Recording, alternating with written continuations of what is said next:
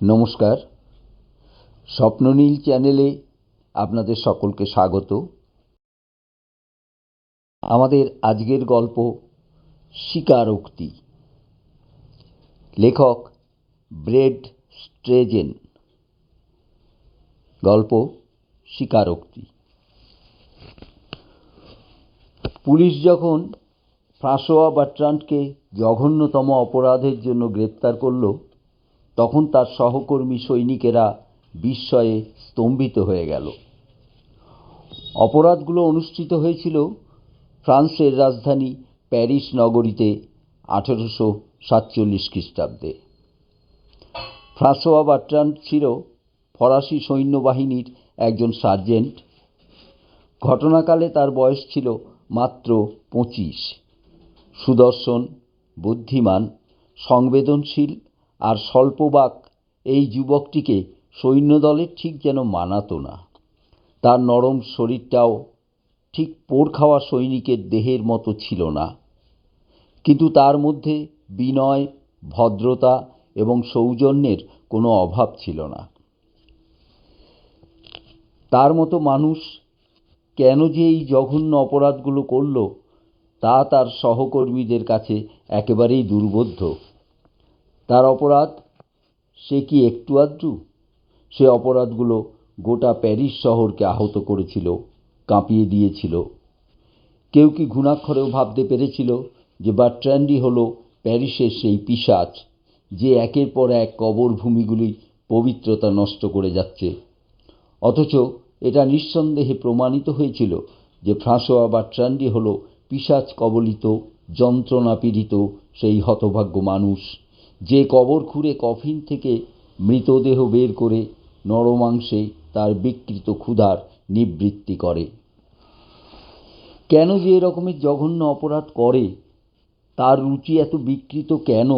বার্ট্রান্ডকে এসব প্রশ্ন করে কোনো লাভ হয়নি, কেননা এসব প্রশ্নের কোনো সদুত্তর সে দিতে পারেনি ফরাসি পুলিশ সুরেশের কাছে।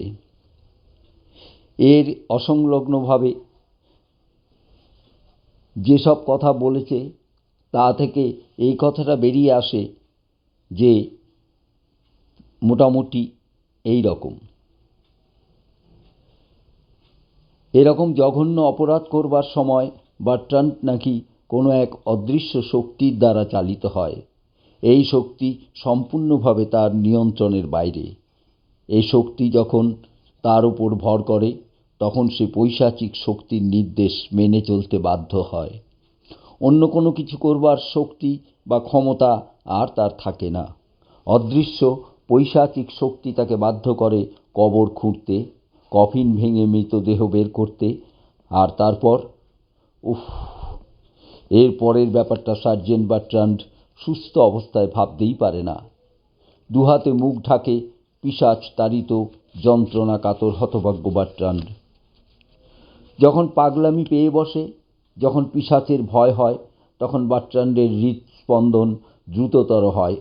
সমস্ত শরীরটা ভয়ঙ্করভাবে থরথর করে কাঁপতে থাকে। অসহ্য যন্ত্রণায় মাথাটা যেন ছিঁড়ে পড়তে চায়। সামরিক ছাউনি থেকে সবার অলক্ষ্যে সে বেরিয়ে পড়ে।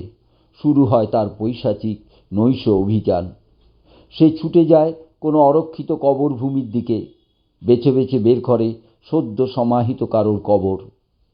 যেরকম কবরের মাটি এখনো আলগা রয়েছে, ঝুরু ঝুরু মাটি সরিয়ে সে কফিনটাকে টেনে বের করে।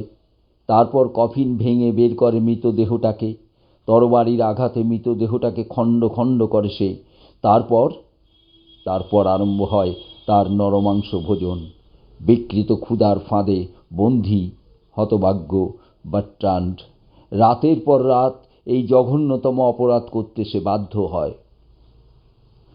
কাজ শেষ হয়ে গেলেই কেমন একটা নিষ্কৃতির ভাব এসে পড়ে তার মনে। চট করে মাথার অসহ্য যন্ত্রণাটা কমে যায়, শরীরের কাঁপুনিও থামে। বার্ট্রান্ড হয়ে ওঠে সুস্থ স্বাভাবিক মানুষ। নিজের কাজ দেখে সে তখন শঙ্কা বিহ্বল হয়ে পড়ে, ছুটে পালিয়ে যায় কবরভূমি থেকে।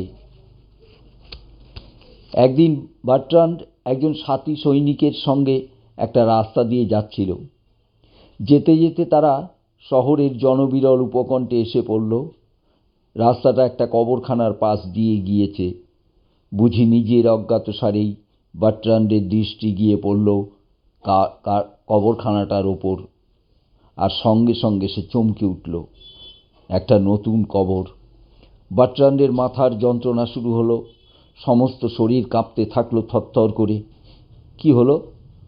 তোমার কি শরীরটা খারাপ লাগছে? উৎকণ্ঠিতভাবে সঙ্গী সৈনিক জিজ্ঞেস করল। না না, ও কিছু নয়, এক্ষুনি সব ঠিক হয়ে যাবে। বার্ট্রান্ড স্বাভাবিকভাবে কথা বলবার চেষ্টা করল। তোমার মুখটা কেমন ফ্যাকাশে হয়ে গেছে, সমস্ত শরীর কাঁপছে। এক্ষুনি আমাদের ক্যাম্পে ফিরে যেতে হবে, ডাক্তারকে খবর দিতে হবে। একখানা গাড়ি ডাকি? তুমি ক্যাম্প পর্যন্ত হেঁটে যেতে পারবে না। অত ব্যস্ত হচ্ছ কেন? হঠাৎ শরীরটা একটু খারাপ লাগছে, এক্ষুনি হয়তো ঠিক হয়ে যাবে। দৈহিক যন্ত্রণার সঙ্গে যুঝতে বার্ট্রান্ড আবার স্বাভাবিক হয়ে উঠবার জন্য আপ্রাণ চেষ্টা করতে লাগল। কিন্তু বার্ট্রান্ডের মন বারবার ছুটে যেতে লাগলো ছোট্ট সমাধিভূমির সদ্য খোঁড়া কবরটার দিকে। ও বুঝতে পারল আজ রাতে ওকে ওখানে আসতেই হবে, আসতেও বাধ্য। শীতকাল, তার ওপর প্রচণ্ড ঝোড়ো হাওয়া বইছে, টিপটিপ বৃষ্টি বইছে, সঙ্গে তুষারপাত। কনকনে ঠান্ডা, চারপাশ যেন হিম শীতল হয়ে গেছে। ছাউনির সৈনিকেরা গুটিসুটি মেরে ঘুমিয়ে রয়েছে নিজেদের বিছানায়। কিন্তু এমনি দুর্যোগের রাতে ছাউনির একজনের চোখে ঘুম নেই। ক্রমেই অশান্ত হয়ে উঠেছে সেই মানুষটি। যত দুর্যোগের রাতই হোক না কেন, তাকে যেতেই হবে সেই কবরভূমিতে। কবর খুঁড়তে হবে, কফিন ভেঙে বের করতে হবে মৃতদেহ, তারপর সেই সব দেহকে খণ্ড খণ্ড করে কেটে। না, দেরি করা যায় না, আর দেরি করা যায় না। এক্ষুনি বেরিয়ে পড়তে হবে তাকে। কিন্তু সামরিক ছাউনির প্রহরীরা যদি বেরোতে দেখে ফেলে? না, তাদের দেখতে দেওয়া হবে না। যেভাবেই হোক তাদের নজর এড়িয়ে ছাউনির বাইরে যেতে হবে। একবার এখান থেকে বেরোতে পারলে আর ওকে পায় কে? ছুটতেও চলে যাবে সেই সমাধিভূমিতে। প্রহরীদের দৃষ্টিকে ফাঁকি দেবার জন্য বার্ট্রান্ডকে সাঁতরে পরিখা পার হয়ে যেতে হলো। পরিখার জলে তখন বড় বড় বরফের খণ্ড ভাসছে। দারুণ ঠান্ডায় জল জমে বরফ হয়ে গিয়েছে। সেই ঝোড়ো রাতে ভিজে পোশাক পরেই ফ্রাঁসোয়া বার্ট্রান্ড ছুটে চলল সেই কবরখানার দিকে। উঁচু পাঁচিল টপকে তাকে ঢুকতে হলো সমাধিভূমিতে। কবরখানার ঝুপসি গাছগুলোর মধ্যে দিয়ে শোঁ শোঁ করে বয়ে যাচ্ছে ঝোড়ো হাওয়া। যেন প্রেত লোকের অদৃশ্য বাসিন্দারা দারুণ আক্রোশে মানুষের পৃথিবীটাকে উড়িয়ে নিয়ে যেতে চাইছে অন্ধকার প্রেত লোকের দিকে। থেকে বিদ্যুৎ চমকে উঠছে। কোনো অদৃশ্য দানব যেন অগ্নিময় খড়গ দিয়ে কালো আকাশটাকে খণ্ড খণ্ড করে ফেলতে চাইছে। এতক্ষণ বৃষ্টি পড়ছিল টিপটিপ করে, এবার আকাশ ভেঙে মুষলধারে নামল। সঙ্গে সঙ্গে শুরু হলো তুষারপাত। কিন্তু আবিষ্ট বার্ট্রান্ডের এসব বাধা কোনো বাধাই নয়। অভিশপ্ত মানুষটা উন্মাদের মতো ছুটে গেল নতুন কবরটার দিকে। হঠাৎ প্রচণ্ড বিদ্যুৎ চমকে সমস্ত আকাশটা যেন ঝলসে উঠল। শোনা গেল বজ্রের ক্রুদ্ধ গর্জন। দূরে কোথায় যেন বাজ পড়ল। পরদিন সকালে কিশোরী মেয়েটির মা বাবা ফুল আর মালা নিয়ে মেয়ের কবরের কাছে এসে দেখল এক ভয়ঙ্কর দৃশ্য। কবর খুঁড়ে মেয়ের মৃতদেহ বের করা হয়েছে। শুধু কি তাই, সে দেহ কাটা হয়েছে খণ্ড খণ্ড করে, আর অনেকগুলো খণ্ড থেকে কে যেন মাংস খুবলে নিয়েছে। সেখানে রয়েছে শুধু হাড়। সার্জেন্ট বার্ট্রান্ড কয়েক ডজন কবর খুঁড়ে তার অমানুষিক বিকৃত ক্ষুধা নিবৃত্ত করেছিল। ক্রমে এই কবর অপবিত্র করার ব্যাপার নিয়ে প্যারিসে দারুণ হইচই পড়ে গেল। শহরের জনসাধারণ প্যারিস পুলিশের অপদার্থতা নিয়ে তীব্র সমালোচনা করতে আরম্ভ করল। যে বীভৎস পিশাচ কবরভূমিতে প্রিয়জনদের শেষ শান্তির স্থানে পৈশাচিক উৎপাত শুরু করেছে, প্যারিসের জনসাধারণ অবিলম্বে তার গ্রেপ্তার চাইল। ফরাসি পুলিশ কবরখানাগুলিতে পাহারাদার বসালো। এক কবরখানায় প্রহরীর এক রাতে হাতে নাতে ধরে ফেলল ফ্রাঁসোয়া বার্ট্রান্ডকে। সে তখন আবিষ্ট বা সম্মোহিত অবস্থায় তার বিকৃত ক্ষুধার নিবৃত্তি করছিল মৃতদেহের মাংস দিয়ে। উফ, কি ভয়ঙ্কর দৃশ্য! প্রহরীদের দলপতি দুহাতে চোখ ঢাকল। ইস, এই বীভৎস দৃশ্য চোখে দেখা যায় না। পুলিশের কাছে ফ্রাঁসোয়া বার্ট্রান্ড যে বিবৃতি দিয়েছিল তা এইরকম। জানি না কেন আমি এরকম কাজ করেছি।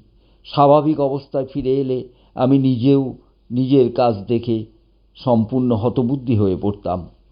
ভয় পেয়ে ছুটে পালাতাম কবরখানা থেকে। বিশ্বাস করুন, স্বাভাবিক আমি একজন ধর্মপ্রাণ মানুষ। অশালীন কথাবার্তা এবং আচরণে আমি সত্যিই বেদনা বোধ করি। আমার সহকর্মীদের জিজ্ঞেস করে দেখবেন, তারা বোধহয় কেউই আমাকে অসভ্য, অমার্জিত বা অভদ্র বলবেন না। কি যে হয়ে গেল আমার জীবনে! আজ সবার কাছেই আমি এক ঘৃণ্য জীব। অথচ বিশ্বাস করুন, এই পৈশাচিক কাজের জন্য আমি দায়ী নই। অন্ততপক্ষে আমার সচেতন সত্তা দায়ী নয়। স্বাভাবিক অবস্থায় আমি নিজেই বিশ্বাস করতে পারি না যে এরকম জঘন্য কাজ আমি করেছি। এক অদৃশ্য শয়তান আমার উপর ভর করত, আর আবিষ্ট অবস্থায় আমি ধর্মবিরোধী পৈশাচিক কাজ করে গিয়েছি। শয়তান আমাকে দিয়ে এইসব কাজ করিয়েছে। আমার জীবনটা অভিশপ্ত হয়ে গিয়েছে। আত্মপক্ষ সমর্থনের জন্য আমি বিন্দুমাত্র চেষ্টা করব না। আমি যা করেছি তাতে আত্মপক্ষ সমর্থন করা যায় না, করা উচিতও নয়। যে শাস্তি আমাকে দেওয়া হবে আমি তাই মাথা পেতে নেব। প্যারিসের নরমাংসভুক পিশাচ ফ্রাঁসোয়া বার্ট্রান্ডের বাকি জীবনটা কেটেছিল ফ্রান্সের এক পাগলা গারদে। এখানেই গল্পটা শেষ। গল্পটা কেমন লাগলো আপনারা অবশ্যই কমেন্টে জানাবেন। আমাদের চ্যানেলটিকে লাইক, শেয়ার ও সাবস্ক্রাইব করে আমাদের পাশে থাকবেন। ধন্যবাদ।